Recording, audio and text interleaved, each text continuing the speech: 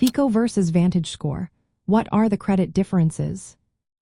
Imagine trying to compare two different ways of measuring your credit health. They both aim to tell lenders how trustworthy you are with money. But how exactly do they differ?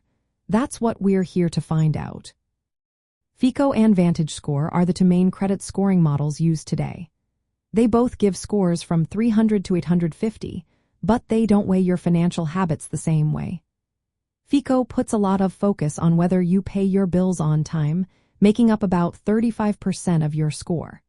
It also considers how much of your available credit you use, which is called credit utilization, at 30%. The rest depends on how long you've had credit accounts, your mix of different types of credit, and recent new credit.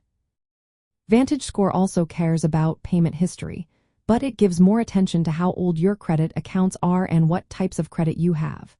It uses something called trended data, which looks at your borrowing habits over time, not just a snapshot. This helps VantageScore see if you're improving or getting worse in your credit behavior. It also penalizes high credit card balances more than FICO does, so keeping your utilization low is even more important here. Another big difference is how early they can generate a score for someone just starting out.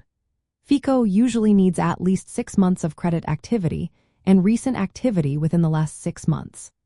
VantageScore can produce a score with just 1 month of credit history and one account reported in the past 2 years. That means if you're a student opening your first credit card or loan, VantageScore might give you a score sooner. Late payments are treated differently too. FICO considers all late payments equally, regardless of what kind of debt it is. VantageScore weighs late payments differently depending on whether it's a credit card, a mortgage, or a student loan. For students or new credit builders, VantageScore can be helpful because it shows your progress earlier. But many lenders still mainly use FICO scores to make decisions.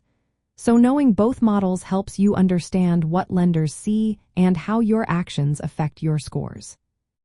To sum it up, the main differences are how much credit history you need, how they weigh different factors, how they treat late payments, and the use of trend data.